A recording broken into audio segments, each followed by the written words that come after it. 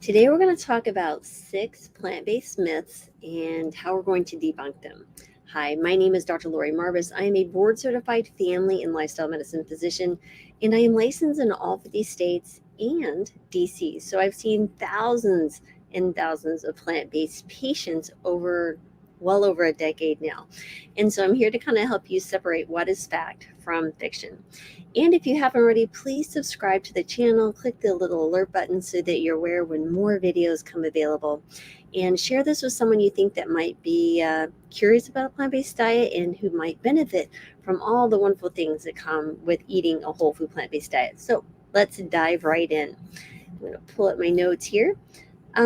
So first of all, we all are aware that plant-based diets have really kind of sparked a lot of discussion of late, especially over the last few years. They're becoming more popular, but of course with popularity comes, well, some myths, right? And so even though many people are embracing this way of eating and seeing benefits, there will still be misconceptions that linger, right? So people are maybe they're seeing their blood pressure drop and their blood sugars improve, but then their cousin or uncle or their next door neighbor says something negative and they feel intimidated by people who are not in a place to be giving nutritional guidance, and they stop. And it's really, really unfortunate to see that happen. So let's talk a little bit about that. Number one myth, I like to say that plant-based diets lack sufficient protein. Now, the truth, one of the most pervasive myths, this is absolutely one of the most pervasive myths, and that you cannot provide enough protein on a plant-based diet. In reality, a well-planned diet can meet or exceed your protein needs without the need for any animal products. Protein-rich foods like any soy products, beans, lentils, tempeh, quinoa, nuts, seeds, whole grains, they offer a wide variety of essential amino acids.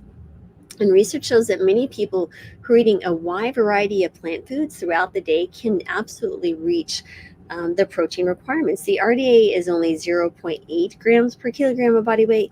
I encourage people to push that to 1 gram, especially if you're going through menopause or you're elderly or doing some type of resistance training to help support muscle growth. And also, if you're trying to lose weight and you're in some type of caloric deficit, we really want to maintain as much of that muscle as we can. So I'd encourage you to try eating around 1 gram per kilogram of body weight. And so, for example, 1 cup of lentils will provide 18 grams of protein.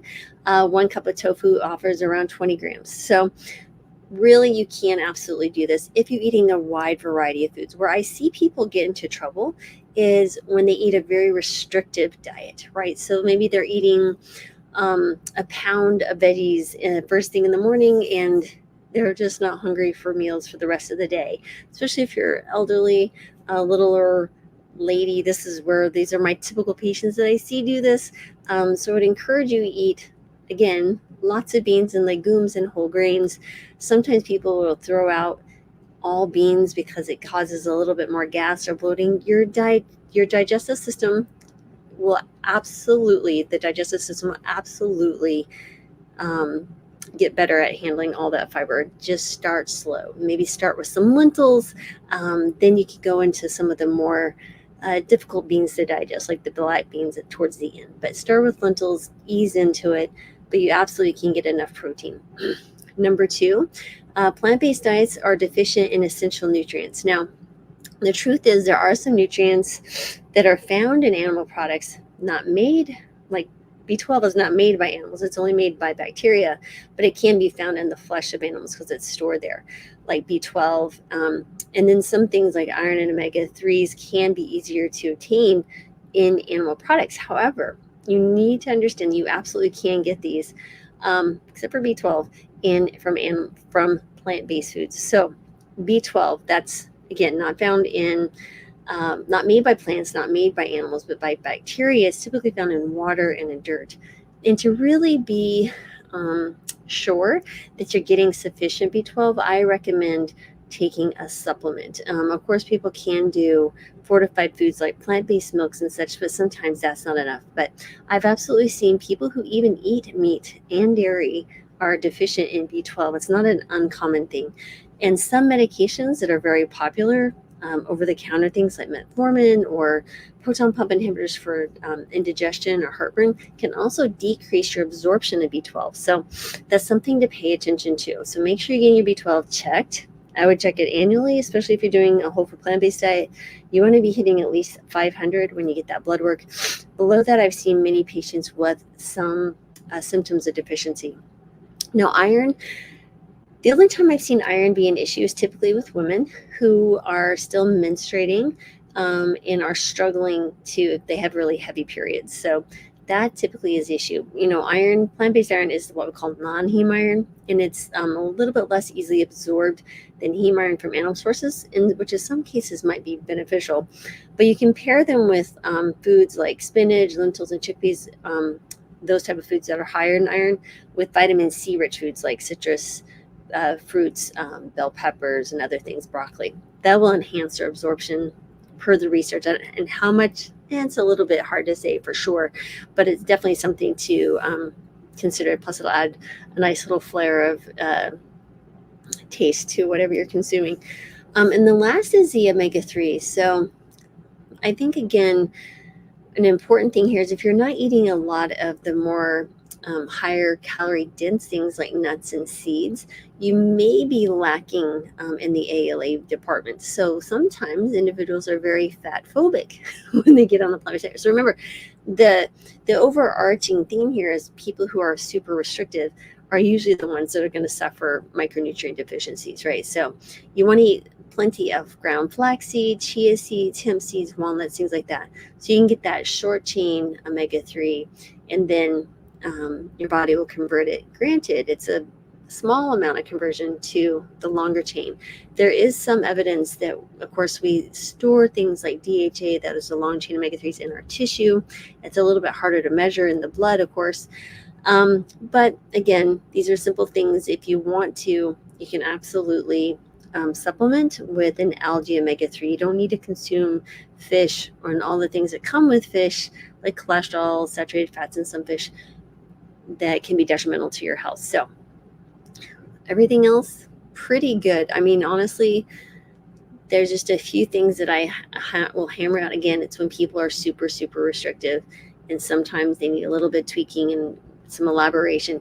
But it's just like anybody who's eating any particular type of diet. If you're eating a standard American diet, I guarantee you, you're more nutrient deficient than if you're eating a well-constructed whole food plant-based diet. That is hands down. It's not even worth the discussion. So absolutely, but just pay attention to a few things and your health will thrive. Next is plant-based diets are expensive and inaccessible. So they call this the pauper diet for a reason, right? So when you think about eating these plant-based foods, many people think about these really specialty, highly, maybe more ultra-processed type of plant foods that they find in the freezer or on the shelf and has all these ingredients, and it can be only found at Whole Foods. Yeah, those are super expensive. But what I'm talking about is the basics: whole grains, legumes, fruits, and vegetables. These are some of the cheapest foods available, especially if you buy them in bulk. Dried beans and dried whole grains like brown rice and such are very, very, very affordable, and they can be stored on the shelf for a longer period of time. You can absolutely feed more of your family on these type of foods than buying animal products. So things, again, that are more budget friendly are going to be those: rice, beans, potatoes, lentils, oats, and seasonal produce, right, that you can see that your farmers markets are bringing. And then you can always check out the frozen fruit section, frozen veggie section. Many times those are also cheaper and more nutrient dense sometimes than what you're seeing in your produce aisle, where those were actually trucked thousands of miles to get to you. Certain fruits and vegetables that aren't in season, they show up in your grocery store in the middle of winter. They're probably not nutrient rich like the ones that you want to see in the frozen food section. So I would definitely check that out if I was you, because they flash freeze these right when they're picked, and then they're shipped off to you. That way it's, again, a little bit more nutrient dense for you. Myth 4 is plant-based diets are only for weight loss. So many times we'll see people who move to a plant-based diet because they want to lose a significant amount of weight. You absolutely can lose weight on a plant-based diet, but you can also gain weight on a whole food plant-based diet. I've absolutely seen that, and see people stall because I think, again, people will be drawn to some of these more calorically dense foods like nuts and seeds and eat them to excess, or nut butters, or these ultra processed vegan plant-based foods. Yes, they might taste delicious, but they're not necessarily healthy for you. But you absolutely can see people who do not need to lose weight do very, very well on a whole food plant-based diet. I've been eating a whole food plant-based diet for going on 13 years now, and my weight was, I was never overweight to begin with. And certainly with menopausal changes, and I did some things with Fit Vegan, which was really cool. So my body composition really shifted, so that was kind of fun.